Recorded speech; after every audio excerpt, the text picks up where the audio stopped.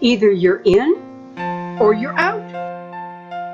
Hello, I'm Susan David. With God, there's no middle ground.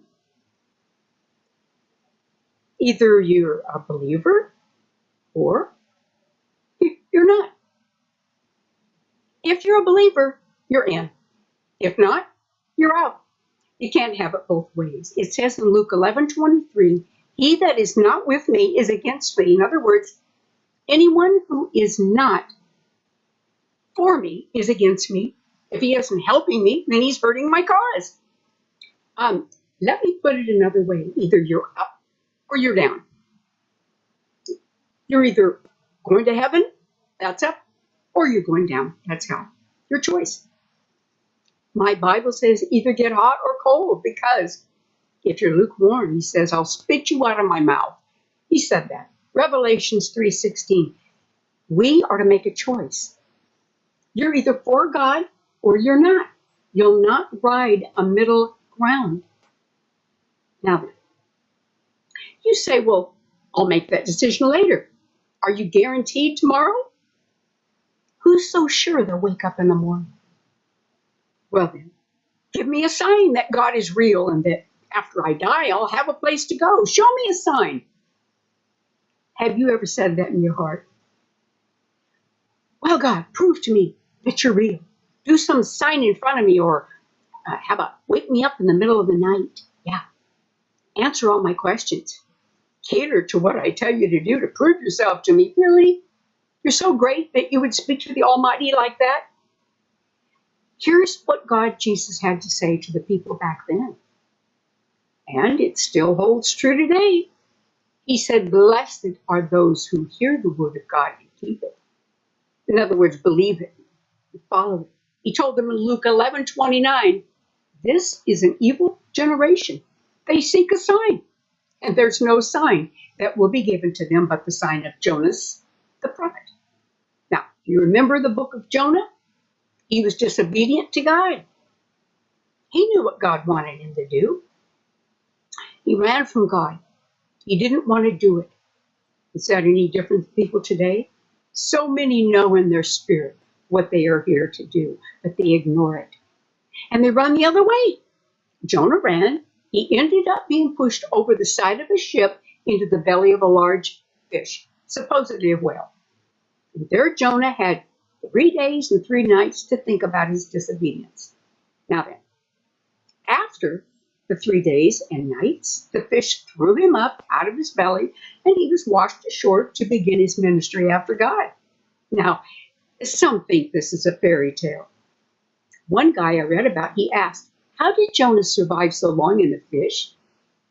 Well, he was told that God looked after him, and that did not satisfy him. He wanted to know, but how did God do it? Also, the same man questioned the account of Balaam. Remember, his donkey started arguing with him, talking with words. He wanted to know why Balaam was not surprised that his donkey could talk. But just answered him like he would if he were a human. Listen, some things certain people will never accept unless God comes down and literally shows them how he does things. These are the people who have no faith, and they'll never be useful to God and his kingdom. It takes faith to follow God. Some people like to make fun of those who have faith. You see, Jonah had to be saved and spit out after the 3 days in the belly of the fish because Jonah was the type. You say, well, what does that mean, type? Well, Jesus told those who kept asking him to display some strange happening in the sky to prove that he was God. He told them that the only proof I will give you is a miracle like that of Jonah, whose experiences proved to the people of Nineveh that God had sent him, Jonah. And he shared, Jesus shared my similar experience. Will prove that God has sent me to you people. That experience was that he would die, be in the middle of the earth for 3 days and nights, and then rise again to be alive forevermore, never to die again. Of course, he would be in a spirit body, since he was crucified, and he did die, and he was buried. Don't believe that either? Oh, you're either in or you're out. There's no middle ground. You either have faith in God that he can do these things or you don't. Your decision in these matters takes you up or down. Your choice. Okay, here's another illustration. In Mark 8, thousands of people showed up to hear Jesus speak. And the reason why he could gather such a large crowd is because he offered them not only the word of God, but he did miracle after miracle. And one miracle he did was the people had been with him for 3 days. They were now without food. It said he took pity on them, for he said, okay, if I send them home, they may faint on the road. For many have come a long distance. So he asked his disciples, how many loaves of bread do we have? 7, they said. And they found a few small fish. So Jesus told them, all right, I want you to tell the crowd to sit on the ground. Why sit? Notice how Jesus would almost always ask the people to do something prior to performing a miracle. That's very important to the success of miracles.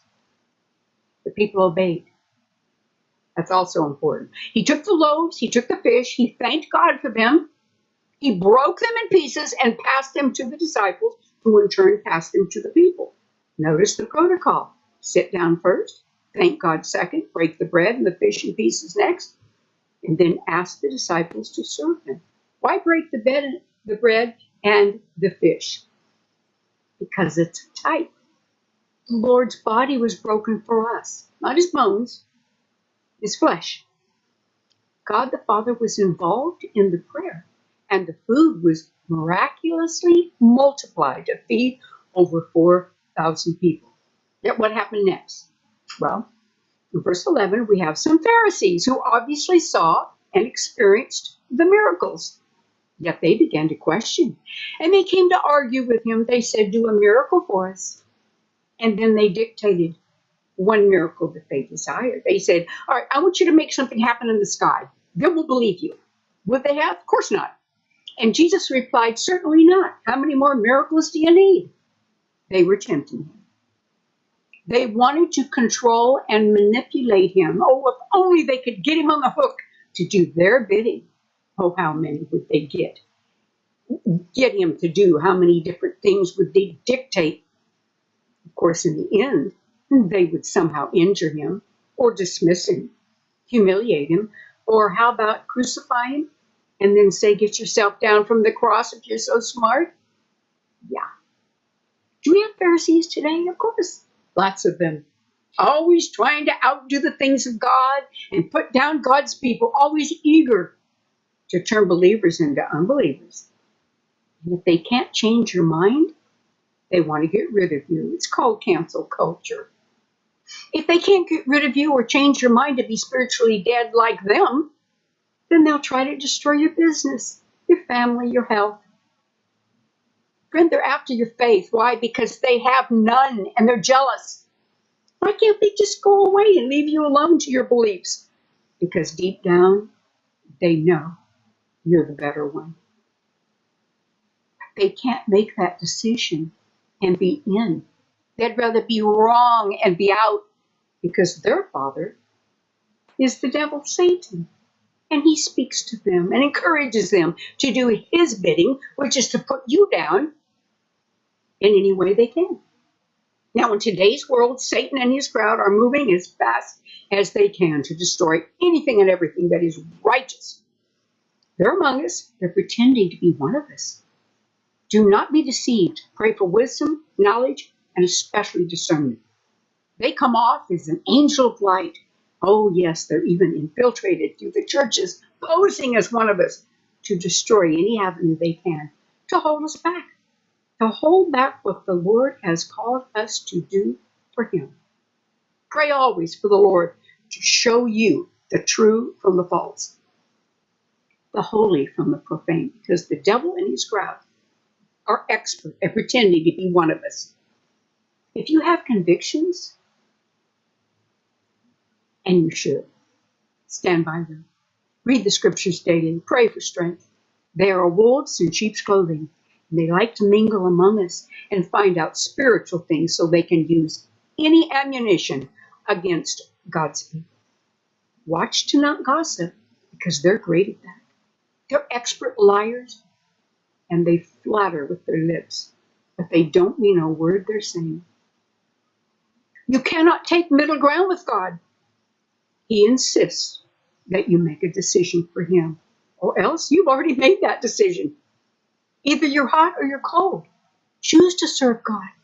Ask him this day what assignment he has for you to do for him. You already have a clue in your heart. It's the thing that just keeps cropping up in your mind and your heart, and it has something to do with helping people.